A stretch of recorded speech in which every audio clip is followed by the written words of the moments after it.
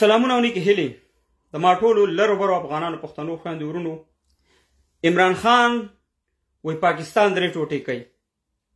عمران خان وی پاکستان ماته ایټني د کم دغه شی دا امریکایانو او خارجانو ته ورکوي.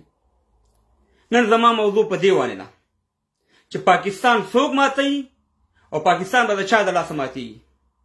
زما ټولو ورونو ته، پښتنو ورونو ته، افغانانو ورونو ته دا زما خبرې نن تاسې واورئ.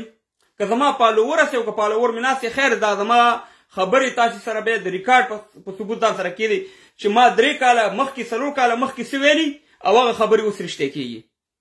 اول دا دی چې ما سره څو ویډیوګانې، ما سره څو لایفونه پراته دي چې ما ویلي چې هم افغانستان ماتېږي هم پاکستان ماتېږي. زما سره په یوټیوب کې شته، کېدای چې چا سره هغه سیب وي، هغه به مې راښکاره کړي. وخت سره به انشاءالله وخت سره به تاسو ته به وښیم چې ما دا لایفونه کړي او دغه.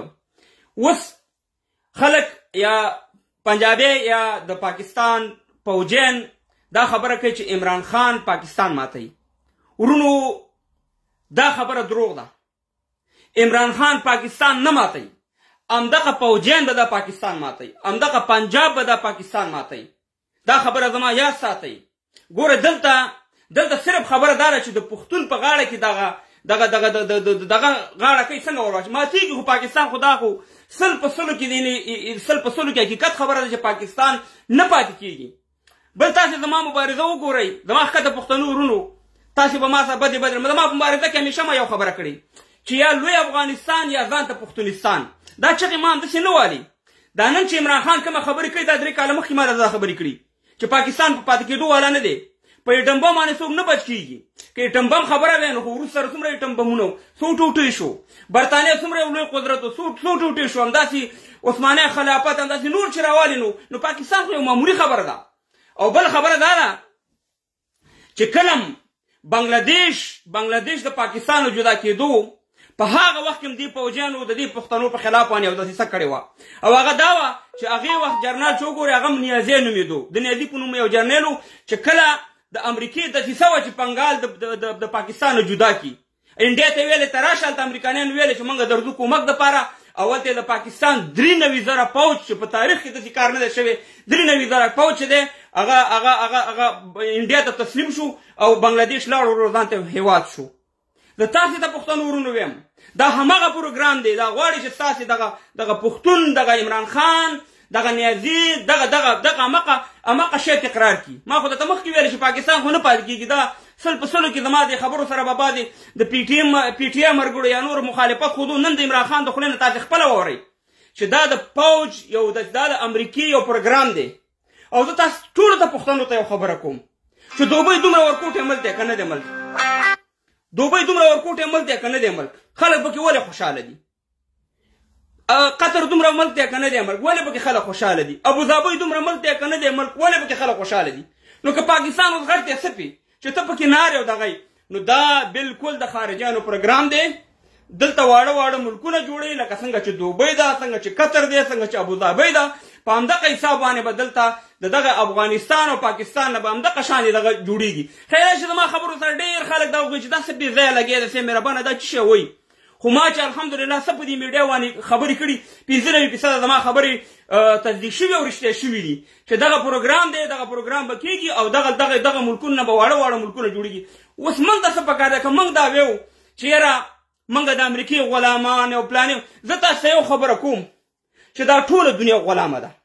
دا ټوله دنیا غلامه ده. پښتنو واورئ چې تاسو دا ټیکه په خپل غاړه کې مالئ چې ګنې تاسې به دا ټیکه په غاړه کې والئ او تاسې به آزاد شئ. هېڅکله ازادي نشته. دا ګوره 5 قدرتونه درته درښیم: امریکا، برطانیه، فرانسه او روس او چین. دا د دنیا مافیا ده. د دې د لاندې چې ته حکومت ونه کړي والله کې تاسو په قصه کې وي. زه دا یو مثال دله در کومه.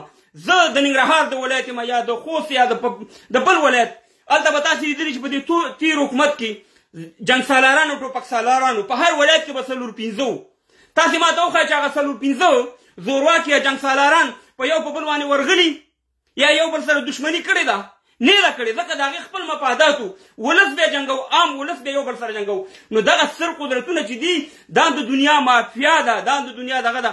موږ ته څه پکار دی؟ موږ ته ګوره پښتنو ورونو دوه شیونه مې یاد ساتئ. دا زما لایف ځان سره سیف کړئ. موږ ته 2 شیونه پکار دي: په ګېډه باندې ماړه او تعلیم.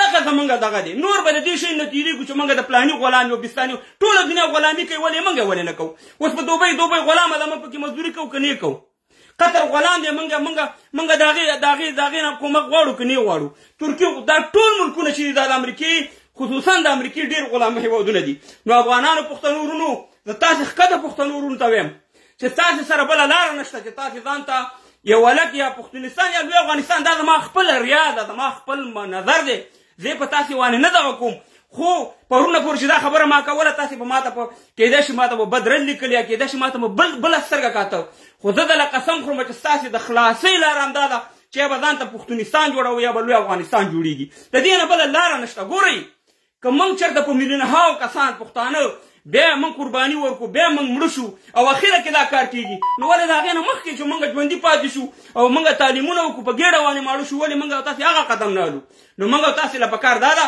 چې موږ او تاسې راپاڅېږو او د دغه کوم پروګرام چې دی دغه پروګرام چې موږ ته ضرر راورسوي یا زموږ کونډې یتیمانې یا زموږ ځوانان دور بدبخته کړي نو د هغې نه دا ښه ده چې موږ دغه کوم پروګرام روان دی په دې پروګرام سره موږ لاړ شو او دا د دې نه بغیر بله لاره نشته دی پاکستان چې دی د سر نه واله تر پوندو پورې ټول قرضداره دی هر یو پاکستانی تاسې وګورئ تاسې ګره واخیستئ یعنې تاسې ټول داسې په نامه باندې پاکستان دی مګر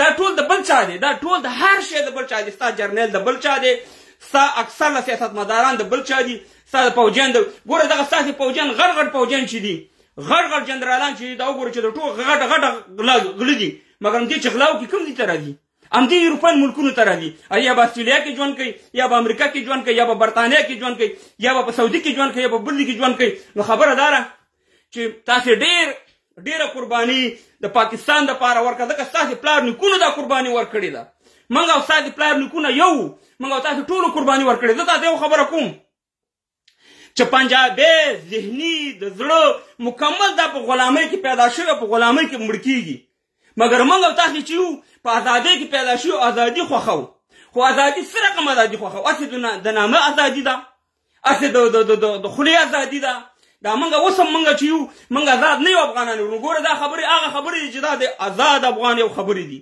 زه تاسې ته په ایماندارۍ دا خبرې کوم زه تاسې ته په حقیقت دا خبره کوم چې پاکستان امریکا ده ترکیه امریکا ده قطر د امریکا ده دوبۍ د امریکا ده سعودي د امریکا ده دا څه ملکونه چې دا ټول امریکا ده هسې یو لوبه موږ او تاسې له جوړه کړې سي مهربانه دلته یو ډرامه یې موږ او تاسې ته جوړه کړې ده موجوده چې زموږ د وطن اقتصاد زه درته خپل د افغانستان اقتصاد ښیم دا اوس هم چې زما د افغانۍ اوچته ده په پاکستان باندې دا امریکې یې اوچته کړې ده والله چې نن امریکا وغواړي چې ستا د افغانۍ پخوانۍ افغانۍ ته ورسي نو دا ټولې افغانان ورونو په دې سر خلاص کوي په دې باندې موږ د پاکستان په باره کې چې موږ تاسو ته خبرې کولې هغه د نفرت خبرې نه وي هغه تاسو ته موږ حقیقتونه ویل زه تاسو ته یو خبره په حقیقت سره وایم چې پاکستان به نن وي او که سبا یې دا ماتېږي ځکه د پاکستان اقتصاد د پاکستان هر شی چې وګوري دا د همدې طرف ته روان دی بعضې دوستان به راځي کېدای شي ما سره به دغه وکړي چې ته دا خبرې سره کوې ورو دا خبرې خو نن عمران خان وکړي دا خبره خو د ډاکټر نثار احمد کیسټ تاسې واورئ د نورې واورئ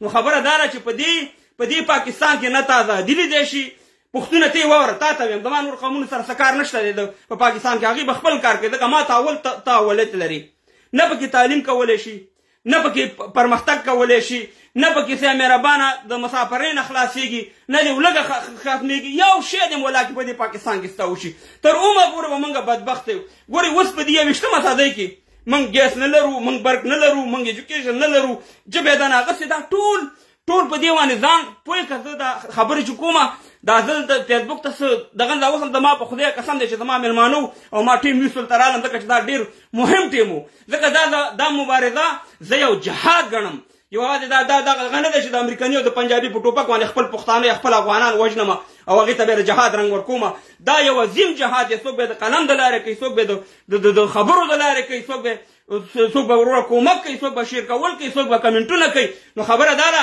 چې دا لوبه به کېږي هم به پاکستان ماتېږي هم به افغانستان ماتېږي دې کې شک نشته چې کوم یو لمبر دی لمبر اول دی او کوم لمبر دویم دی دا پروګرام دی نو چې موږ خپل یو بل سره وژنو یو بل سره تباه کوو زه اوس تاسو مثال در کوم بلوچستان دی لویه ځمکه ده دښته ده ته پکې څه شی کې پوښتنه څه شی پکې کې کارخانه پکې لګې مکتب پکې لګې کورونه پکې جوړه دي وسته لري همدغه شان دی لاړ شم افغانستان ته علمن دی د خدای بلا بلا دښتې دي هلمند کې زه پې څه کومه دښتې پرتې دي اوبه پکې نشته وروره خراړې پکې د تندې د لاسه مړې کېږي نو زه په دې دښتې څه کومه چې زه یم چېرې بس زما رتبه دې زیاتی دوبۍ غونډه کې دې وي خو زما بچیان دې پکې خوشحاله وي زما خویندې میندې دې پکې خوشحاله وي زما ځوانان دې پکې خوشحاله وي زما ملا دې پکې خوشحاله وي زما قاري دې پکې خوشحاله وي همدغه زموږ او ستاسې د وطن ملیان او قاریان په دې دوبۍ کې څنګه خوشحاله دي همدغه زموږ او ستاسې د وطن قاریان او ملیان په سعودي کې څنګه خوشحاله دي په قطر کې څنګه خوشحاله دي ځکه چې ګېډې له چې شی ورځي موټر ورسره دی د یو په دې 2-3 ودونه کړي سهار چې راپاڅېږي پش پش 3-4 رقمه سپری واچي چې مهربانه ښه عیش او عشرت زندګي ده خبره دا ده چې بیا دلته نه غلامي شته نه هېڅ شی شته خو دلته چې لږ مونږ سر اوچت کوو یو خبره کوو یو د حق خبره د ولس او د خپل لرو برو پښتنو افغانانو ته کوو په موږ باندې بیا دا ټاپې لګي چې ته وروره د امریکې غلام یې ته وروره د برطانیې غلامان خو دغه خلک چې موږ له پیغور راکوي اصلي غلامان دا دي د دې دا د کورونو مصارف څوک ورکوي د دې دا بچیان چېرته اوسېږي دې ته دا پیسې د کوم ځای نه راځي دغه په غلامان ته د پیسې د کوم ځای نه راځي یا د نورو ملیانو ته دا پیسې د کوم ځای نه راځي که تاسې یقین نه راځي ورشئ د ولي خان بابا یو ویډیو دغه دی خبرې دي هغه وایي چې زه کله باجوړ ته تلم د 300 ملیانو پیسې د برطانیا نه راغلې وي د 300 ملیانو او په هغې کې د نسوارو پیسې مې په هغې کې د شین چي پیسې مې په هغې کې د تور چي پیسې مې او هغه وایي چې دغه پیسې بیا موږ دلته په لندن کې زموږ مرګړي په وردګ تاسې بیا پېژنئ په دې میډیا کې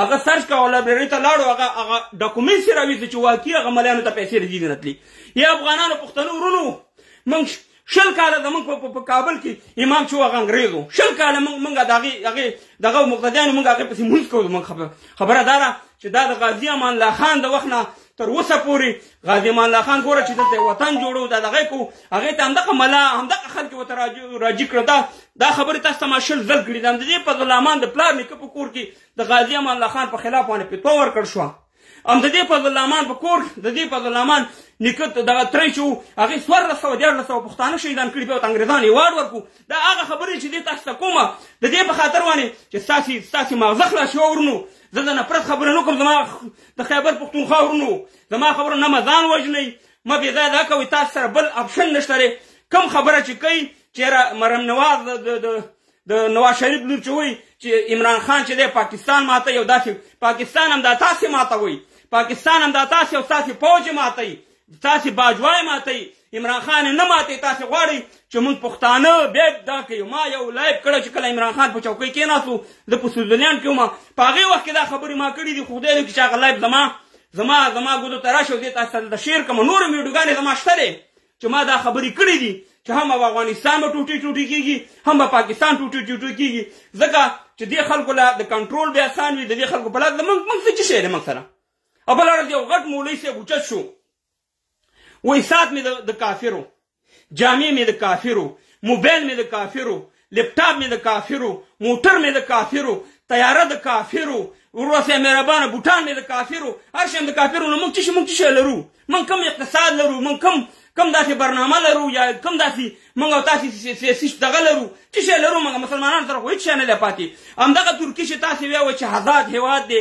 دروغ دی افغانانو ورونو په خدای کې نو که د ټولو نه غټ غلام چې دی د امریکې دا ترکي هېواد دی کله چې په 2001 کې او په 2002 کې امریکایان او د 250 ملکونه راتله افغانستان ته دا ترکي ورسره وه که ورسره نه وه همدغه ترکي ورسره ملګرې وه که نه وه نیټو سره کله چې دا ترکي یو میزایل د وروسته د چالي د امریکې نه به اجازه غواړي همدغه ترکي چې دا اوس پکې ګورئ د افغانستان دپاره د میټینګونه کېږي د افغانستان د جنګ دپاره دا ځان ته مسلمان هېواد وایي دا ټوله د امریکې لوبه ده دا ټوله د امریکې لوبه د افغانانو په دې باندې تاسې ونه غولېږئ چېرې قطر څوک دی قطر هم امریکا ده ما مخکې هم درته ویلې دوبۍ هم امریکا ده دا ټول د امریکې دفترې دي موږ او تاسې چې مهربانه دلته غولول کېږو چله چې مهربانه دا دی واغه دی دا ټول زه درته صفا خبرې کوم ځکه زه د یو پارټۍ پورې تعلق نه لرم په لا اله باور وکړه چې د الله د رضا دپاره د الله د رضا لپاره دا مبارزه کوم چې د دې خپلو لرو برو پښتنو افغانانو غوږونه خلاص کړم چې تاسې سره یو غټه لوبه را روانه ده غټه لوبه تاسې سره کېږي دا 15 کاله چې موږ سره وشوه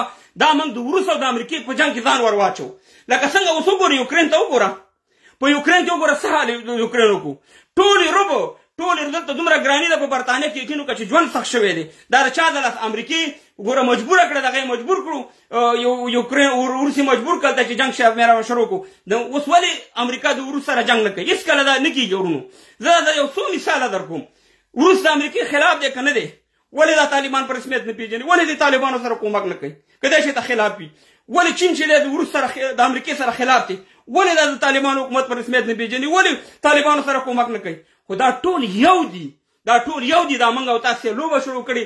نو زما نننی لایف دا یاد ساتئ، زما ښکته پښتنو ورونو چې پاکستان چې ماتېږي، پاکستان به پنجابی ماتوي، پاکستان چې دی دا به همدغه باجوا ماتوي، دا به همدغه نواز شریف ماتوي، دا به همدغه شهباز شریف ماتوي.